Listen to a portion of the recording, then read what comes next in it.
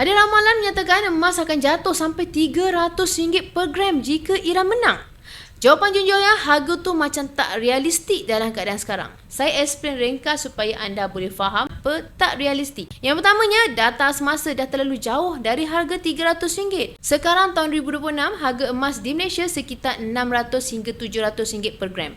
Pernah mencecah ATH sekitar RM764 per gram. Maknanya, kalau nak turun ke RM300 per gram, harga kena jatuh lebih 50%. Itu bukan turun biasa tau. Itu crash besar. Jadi apa kata penganalisis sebenar? Majoriti ramalan global menyatakan tahun 2026 masih dalam keadaan bullish iaitu menaik.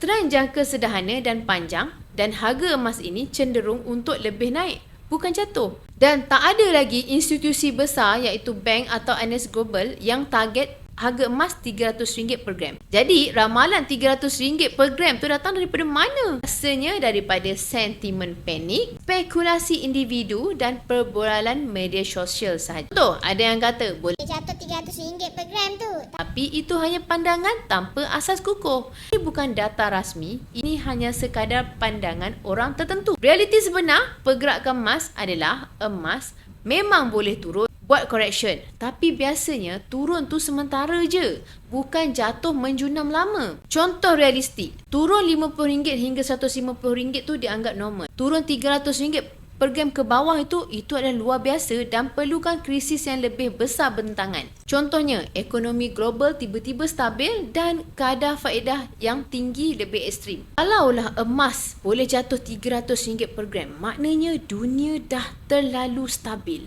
Tapi realitinya sekarang, dunia makin tak stabil. Kesimpulan mudah, harga emas nak jatuh ke RM300 per gram tu sangat tak logik buat masa sekarang. Tetapi turun naik harga emas tu normal dan trend besarnya masih lagi disokong oleh faktor-faktor global seperti inflasi, perang dan ekonomi. Semoga info ini bermanfaat. Teruskan follow saya untuk lebih info dan tips simpanan emas. Emas, pasport kekayaan kita semua.